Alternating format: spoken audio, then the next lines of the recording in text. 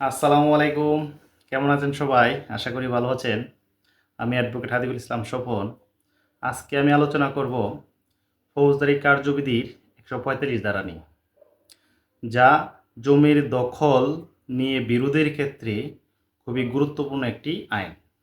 ১৪৫ ধারা মূলত একটি এমন আইন যেখানে স্থাবর সম্পত্তি নিয়ে দুই পক্ষের মধ্যে বিরোধ দেখা দিলে এবং সেই বিরোধের ফলে শান্তি শৃঙ্খলা বিঘ্নিত হওয়ার আশঙ্কা থাকলে ম্যাজিস্ট্রেট সেই ক্ষেত্রে হস্তক্ষেপ করতে পারে। ১৪৫ ধারা কখন প্রযোজ্য?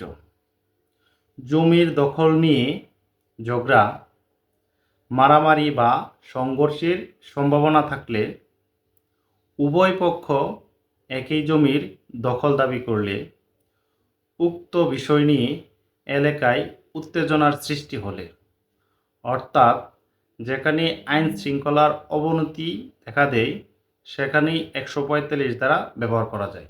১৪৫ ধারায় মামলা করার প্রক্রিয়া: থানায় জিডি বা অভিযোগের মাধ্যমে দাখিল করতে হয় এবং সেই অভিযোগের প্রেক্ষিতে ম্যাজিস্ট্রেটের কাছে রিপোর্ট যায়।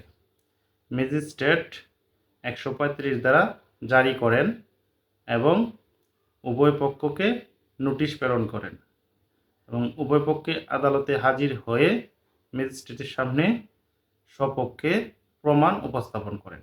১৪৫ ধারার মামলায় ম্যাজিস্ট্রেট মূলত কী সিদ্ধান্ত নেন? ১৪৫ ধারা মামলায় ম্যাজিস্ট্রেট দেখেন ঘটনার সময় কে দখলে ছিল। ঘটনার সময় যে ব্যক্তি দখলে ছিল, ম্যাজিস্ট্রেট মূলত অস্থায়ীভাবে তাকেই দখলে থাকতে অনুমতি দিয়ে থাকেন।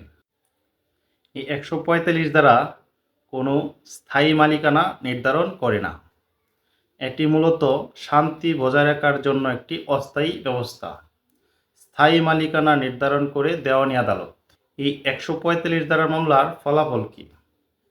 মূলত অস্থায়ীভাবে দখল নির্ধারণ করা, উভয় পক্ষকে শান্ত থাকার নির্দেশ দেওয়া, প্রয়োজনে ১৪৬ ধারা অনুযায়ী সম্পত্তি ক্রুক বা অ্যাটাচমেন্টের আদেশ দিতে পারেন। বাস্তব একটি উদাহরণ: ধরেন দুই ভাই একই জমি নিয়ে ঝগড়া করেছে এবং মারামারির পরিস্থিতি সৃষ্টি হয়েছে। এই ক্ষেত্রে ম্যাজিস্ট্রেট ১৪৫ ধারা প্রয়োগ করে উক্ত পরিস্থিতি নিয়ন্ত্রণে আনবেন।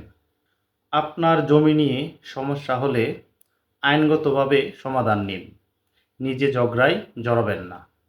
ভিডিওটি ভালো লাগলে ফলো দিয়ে পাশে থাকুন। ধন্যবাদ।